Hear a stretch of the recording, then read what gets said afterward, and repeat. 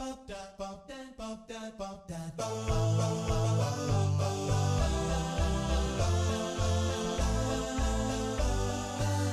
Pitch by Iska Sak. Hello everyone, I'm Guanyu, a PhD student based in Sheffield, a podcast volunteer at Iska Sak, and a member of the UK Speech 2023 local committee. Today is the first day of the UK Speech 2023 conference. Great weather outside and a great atmosphere inside the venue, The Wave. We just finished the first keynote speech and the poster session. Now, we have our keynote speaker, Dr Kate Knill, and her fellow, Dr Mengjie Qian, with us.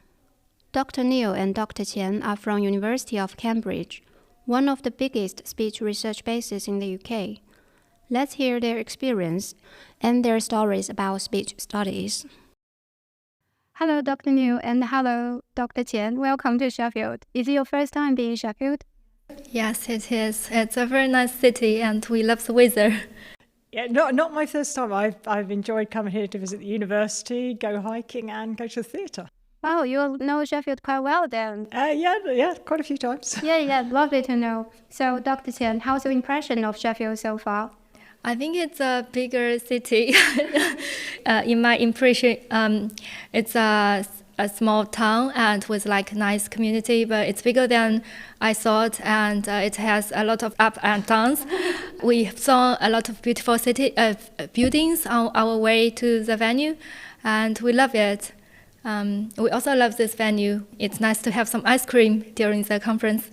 Yes. The cow molly, it is actually a Sheffield local farm. They do really nice ice cream and dairy product. Yeah, I haven't got ice cream today. I will need one later. Okay, so some of our audience may not attend UK Speech this year. So in a few words, can you tell us what your talk are about today? Yes, so my talk was about foundation models. So giving people who may not know fully what they are an introduction to them, and sort of saying whether or not they were useful or whether we should be scared of them, because as academic researchers, they can be a little scary about how powerful they are. And with some examples from automated language learning and assessment, which is our area of research in Cambridge. Nice to know. So what will be the key line that the audience should take away from your talk? That foundation models are very useful, and that they have, they can be applied to many downstream tasks, both when you have some data, but even if you have very little data, you can use them in some cases with zero-shot learning without training at all. Yes, that's nice to know. Thank you. And I've noticed that automated language teaching and assessment has been a research focus in Cambridge. Over the past few years, what are the big changes of automated language teaching and assessment in your opinion? I think, first of all, there are more data becoming available, which is very helpful for our research. And secondly, there are many foundation models available. Firstly, people might be scared of it. Is it the end of the story? I've like the job done.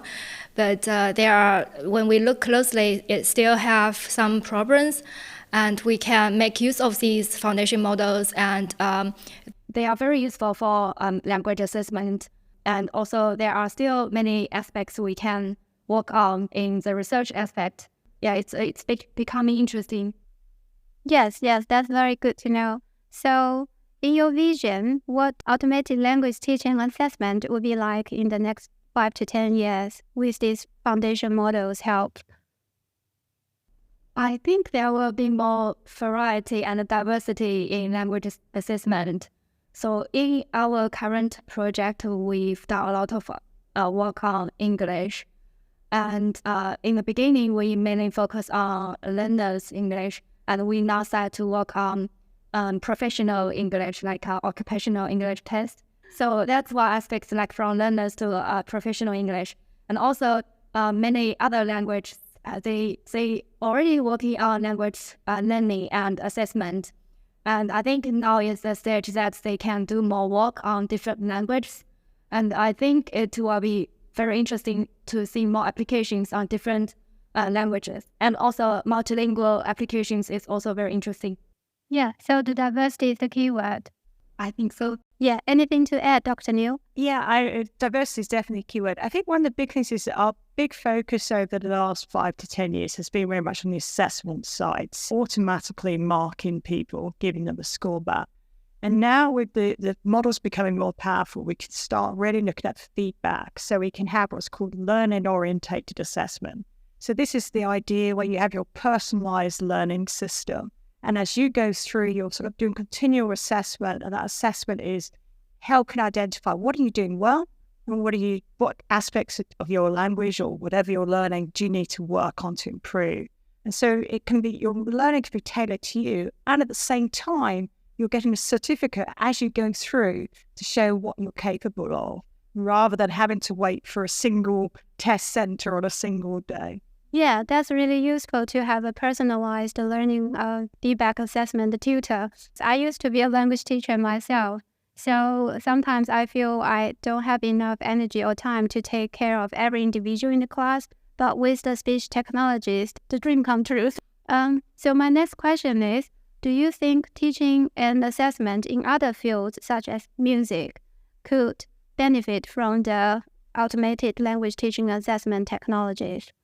That's a really interesting question. So if you if you're learning a musical instrument and you start playing and you want to give feedback, I think there's a lot of what we're doing is applicable. And whether you swap out one foundation model that's trained on speech for another one that's actually trained on music. But I think the underlying concepts and approaches would definitely be applicable, and that would be a very fun thing to do.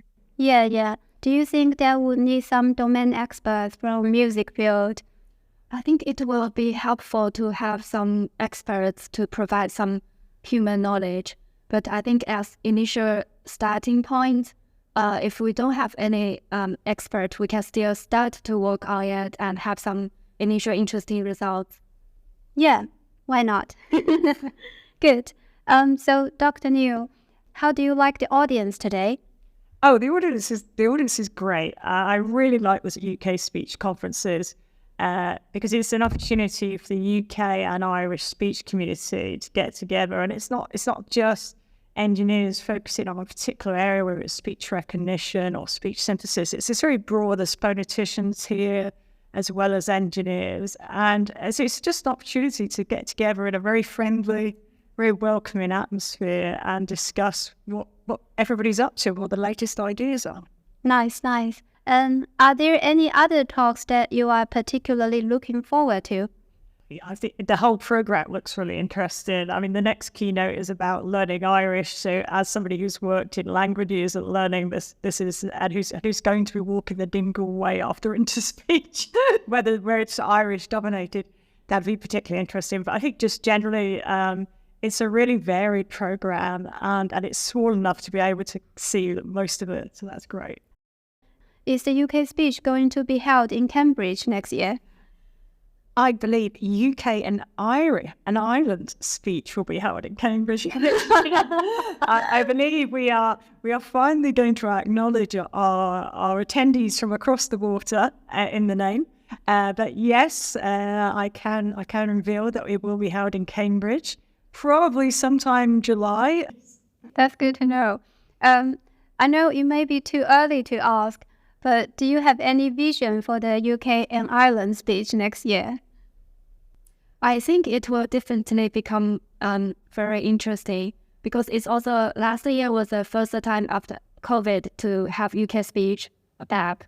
And last year people, I think there are maybe fewer people attending, and I feel people are more enthusiastic this year. So I believe next year people will start to be more interested in UK speech, and I'm really looking forward to that. Great. Yeah, I hope I can join you guys in Cambridge next year. Thank you so much for taking my interview. And Dr. Qian, your poster session is tomorrow, right? Yeah. Yes, I hope everything goes well with your poster session. And you can meet somebody which can work together. Thank you. Thank you. Thank you.